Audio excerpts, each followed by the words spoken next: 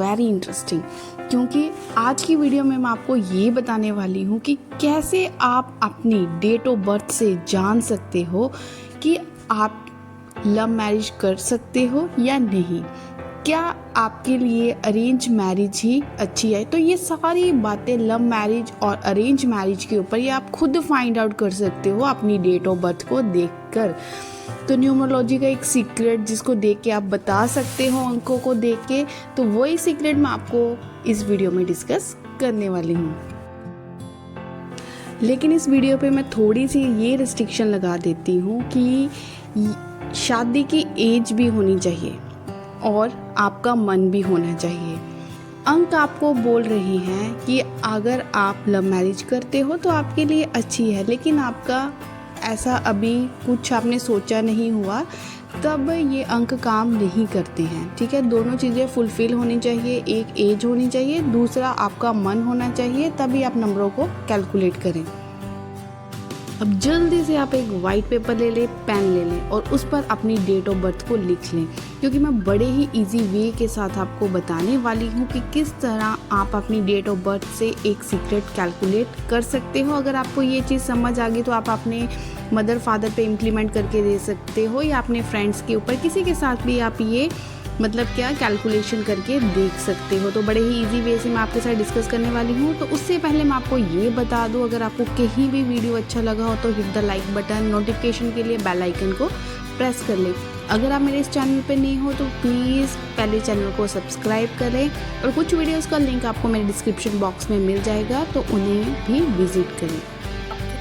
हर number किसी न किसी जैसे प्लैनेट को रिप्रेजेंट करता है। जैसे यहाँ पे 4 है, 4 राहु का नंबर, मंगल का नंबर, चंद्र का नंबर, चंद्रमा का नंबर।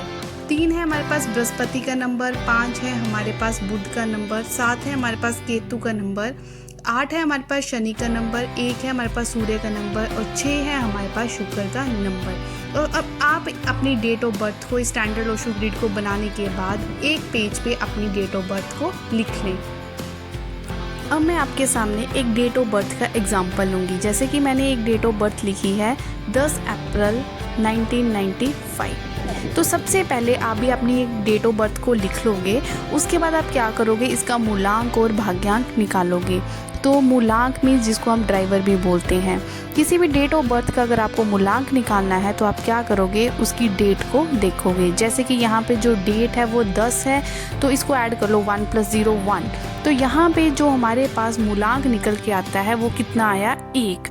और इसी तरह से जो भाग्यांक होता है इसको हम बोलते हैं कंडक्टर। तो सारी डेट ऑफ बर्थ को ऐड कर दो, 1 + 4 + 1 + 9 + 9 + 5। इसमें अगर हम सारी डेट ऑफ बर्थ को ऐड करते हैं तो हमारे पास आता है यहाँ, इसका टोटल बन रहा है 29। 29 को फिर से ऐड करके बना हमारे पास 11, मीन्स कंडक्टर बन गया 2। देखिए आपको क्या करना है, अपनी डेट ऑफ बर्थ का अपने ड्राइवर और कंडक्टर दोनों निकाल लिया है।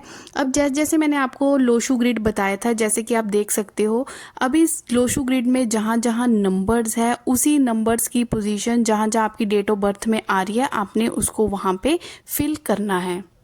जैसे हमारे पास लोशू ग्रिड में ये पोजीशन होती है 4 की, तो डेट ऑफ बर्थ में 4 आ रहा है, सिर्फ एक बार आ रहा है, तो हम यहाँ पे क्या फिल कर देंगे, 4 को फिल कर देंगे।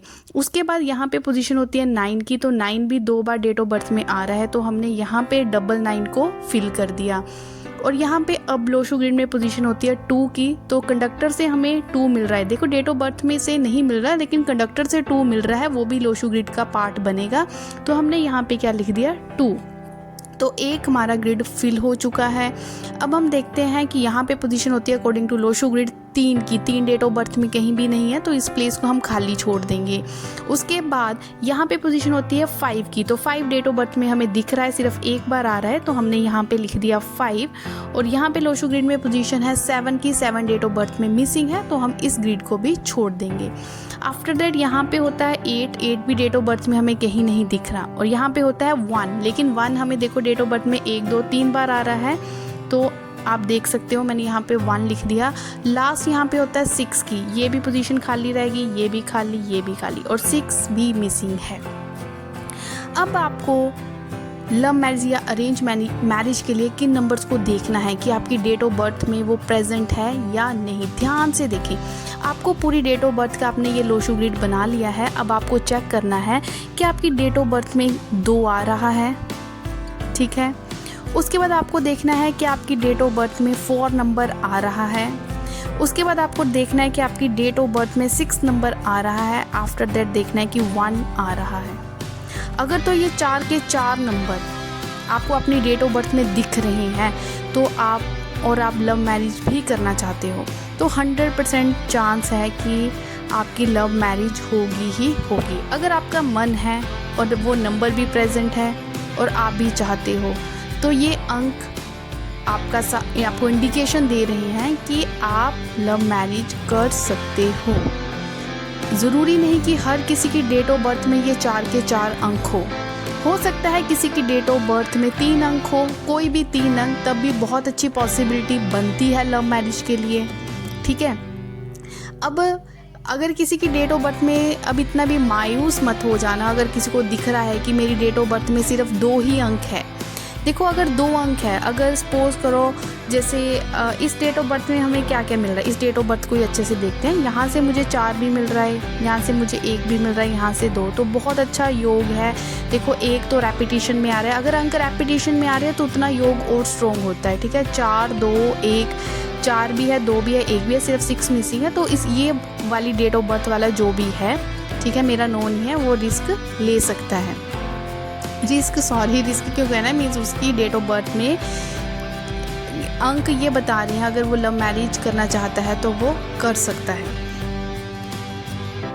अब ये देखिए, अगर किसी की डेट ऑफ बर्थ कुछ इस तरह से अंक आ रहे हैं कि उसके पास आ रहा है 2 और 1, ठीक है, सिर्फ 2 ही अंक आ रहे हैं डेट ऑफ बर्थ से, लेकिन 2 रेपिटेशन में आ रहा है, ठीक है, 2 बार आ रहा है, तब भी आपका जो चांस है, अगर कोई नंबर सिर्फ 2 आ रहे हैं लेकिन रेपिटेशन में आ रहे हैं, तब भी आप 70% तक बोल सकते हो। अगर आप एफर्ट्स करो उस चीज़ के लिए तो आपकी वो हो सकती है, ठीक है। अगर आपकी डेट ऑफ बर्थ में इनमें से कोई भी अंक नहीं आ रहा, मीन्स मिसिंग है, तो रिस्क ना ले, ठीक है, तो रिस्क ना ले। पहली समझ जाए कि डेट ऑफ बर्थ बहुत चीज़ों की इंडिकेशन देती है। 2461 कोई या तो सारे नंबर होने चाहिए या कोई 3 होने चाहिए, अगर 2 है तो रेपिटेशन में हो तो बहुत अच्छी बात है। तो ये थी छोटी सी नॉलेज जो मैंने आपके साथ शेयर की अंकों की इस अद्भुत दुनिया की, ठीक है, अंकों की इस अद्भुत दुनिया की, जो हमें छोटी छोटी बात की इंडिकेशन बता देते हैं क्या जो हम आगे करने जा रहे हैं क्या हमारे लिए वो सही है या गलत है, हमें क्या उस चीज़ के लिए रिस्क लेना चाहिए या नहीं लेना चाहिए। तो ऐसी वीडियो के साथ मैं फिर आऊँगी। टिल देन टेक केयर, मिलते हैं नेक्स्ट वीडियो में।